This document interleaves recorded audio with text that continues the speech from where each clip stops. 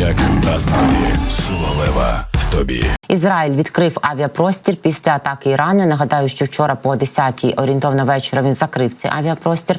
Також свій повітряний простір відкрили 3 сусідні країни – Ірак, Йорданія і Ліван. Це зробили навіть раніше, ніж це планувалося. Управління аеропортів Ізраїлю оголосило про відкриття ізраїльського повітряного простору з 7:30 неділі після масованої комбінованої атаки Ірану. Повідомляє про це The Jerusalem Post 14 квітня сьогодні. При цьому зазначається, що графік польотів у міжнародному аеропорту імені Бен-Гуріона у Тель-Авіві може змінюватися.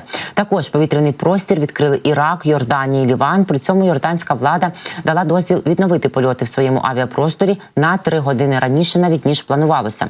В свою чергу, іракські авіаційні служби запевнили, що ризиків для безпеки повітряного руху зараз немає. Нагадаю, що в ніч на 14 квітня Іран здійснив очікувану масштабну атаку на Ізраїль. Причиною став начебто удар Ізраїля 1 квітня по іранському посольству в Сирії. Тоді загинули іранські військові, злочинці і дипломати, як повідомляли вони, після чого Іран висунув ультиматум. Ну і от Іран продовжує не лише обстрілювати, а виходити з новими заявами цього ранку, 14 квітня, в яких стверджує, що операцію «Правдива обіцянка», так вони її називають, щодо Ізраїлю буцімто виконана. Іран не планує продовжувати її. Глава Генштабу Збройних сил Ірану про це говорить, і Іран через Швейцарію повідомив Сполучені Штати, що їхні бази стануть військовою метою, втім, якщо Вашингтон підтримає удар у відповідь Ізраїлю. У КВІР заявили про успішну операцію проти Ізраїлю. В Ізраїлі ж кажуть, що жодна іранська ракета чи то безпілотник взагалі не долетіли до країни. Десь ми це вже бачили. Наша операція щодо Ізраїлю пройшла успішніше, ніж очікувалося. Наша реакція на будь-яку подальшу агресію з боку Ізраїлю буде ще більш суворою, заявив командувач КВІР Саламі. Його слова наводить іранський держтелеканал Прес-ТВ. Водночас джерела в уряді Ізраїлю повідомляють місцевим ЗМІ, що жоден повітряний об'єкт, використаний Іраном для атаки, не долетів до повітряного простору країни, був знищений за його межами. Іран випустив по Ізраїлю понад 300 дронів і ракет. Про це говорить Сахал. Знову бачите, нові цифри. Вже буквально за останні 2 години рази 4 змінювалася кількість тих повітряних цілей, які були за різними підрахунками запущені. До речі, нагадаю, вперше з території самого Ірану, а не його проксі по території Ізраїлю. Протягом ночі Іран випустив понад 300 безпілотників і ракет по Ізраїлю. При цьому 99% з них було перехоплено. Про це заявив офіційний представник армії оборони Ізраїлю, контр-адмірал Даніель Хагарі. Пише про це видання, повідомляє нам Sky News.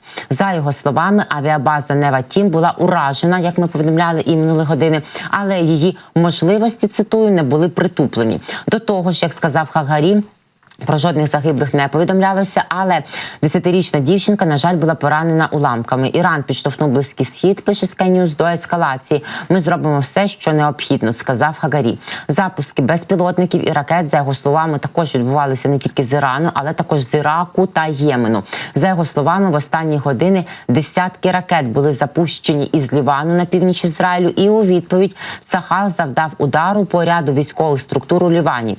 Іран пригрозив Ізраїлю потужним ударом, якщо ізраїльська влада завдасть ударів у відповідь після масованої атаки цими вихідними. Тегеран заявив, що Іран лише відповів на ізраїльський напад на посольський комплекс у столиці Сирії Дамаску 1 квітня. Ісламська Республіка Іран без вагань скористається своїм невід'ємним правом на самооборону, коли це буде потрібно. Якщо ізраїльський режим знову здійснить будь-яку військову агресію, відповідь Ірану безсумнівно буде сильнішою і рішучішою, цитує CNN, який відстежує, до речі, в прямому режимі. Кому цікаво, хто володіє англійською, або просто можеш перекласти онлайн, відстежує ситуацію в Ізраїлі. CNN цитує заяву посла і постійного представника Ірану в ООН Аміра Саїда Іравані. Посилаючись на самооборону у відповідь на неодноразові військові агресії Ізраїлю, Іравані сказав, що удари було завдано саме у відповідь на ізраїльську атаку 1 квітня на дипломатичні об'єкти в Дамаску, які, на думку Ірану, перебували там. Іран стверджує, що цей напад порушив міжнародне право і призвів до загибелі 7 іранських військових радників, включно з ключовими командирами корпусу вартових іранської революції.